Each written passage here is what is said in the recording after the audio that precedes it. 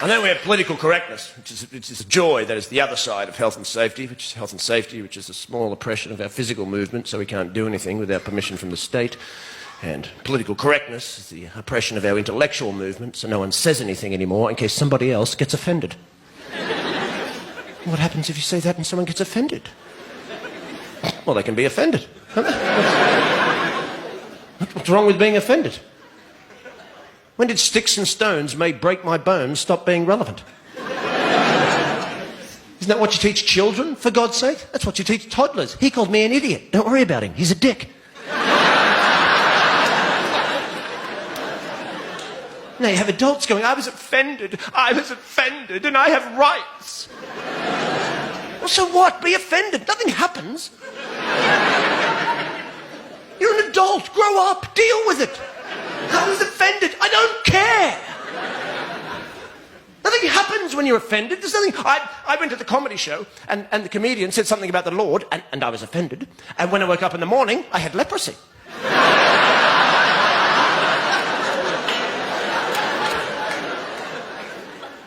Nothing happens.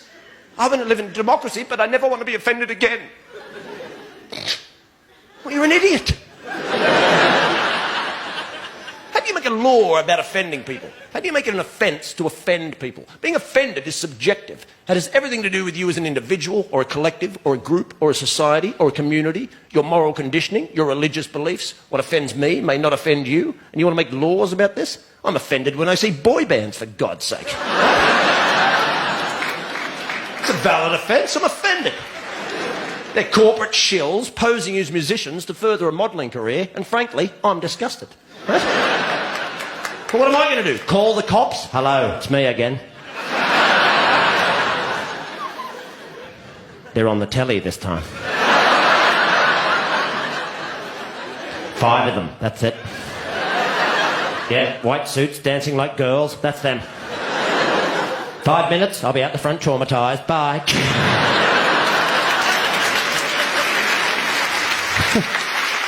Being in England for many years now, I understand, all of you, and myself included, we all have to live under the weird and oppressive regime of health and safety regulations. Which is very strange, isn't it? Because, you know... Remember in the old days, before health and safety? Remember when it was called common sense? Remember those days? Remember many years ago when you used to go, look, there's a great big deep hole. Will I step in it? No, I'll just walk around it like that.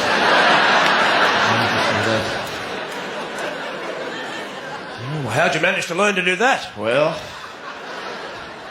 my parents taught me not to be a moron. And I just kind of carried it on from there.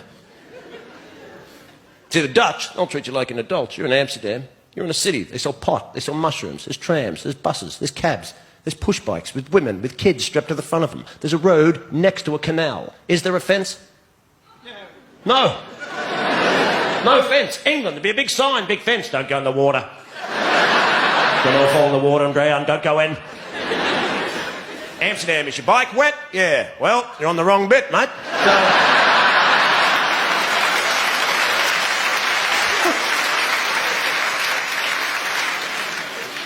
And now we can't smoke anywhere either. No smoking. No. For our health. No, it's not. It's for control. No smoking. Can we still buy cigarettes? Of course. Where can we smoke them? Nowhere. You can smoke them in the woods under a blanket with a torch. Unless it's raining, then health and safety regulations do stipulate that. To think it's about health, it's not. It's about control. And there's an easy way to understand this because the Irish were the first to stop smoking in pubs. Now, who saw that coming? Not the Irish. I'd love to have been there the day they told them.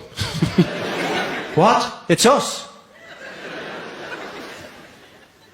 We're first. Come on. No. In pubs. But we live in pubs. I tried to give them up. I tried to give up cigarettes. I bought a book on addiction. It said apparently in this book, if you're addicted to something, when you give it up, you replace it with something else. Like a hobby. Huh? So I did a pottery course. Yeah, first day, everyone made ashtrays. Huh? It was a crap plan, you know, and very embarrassing after sex as well.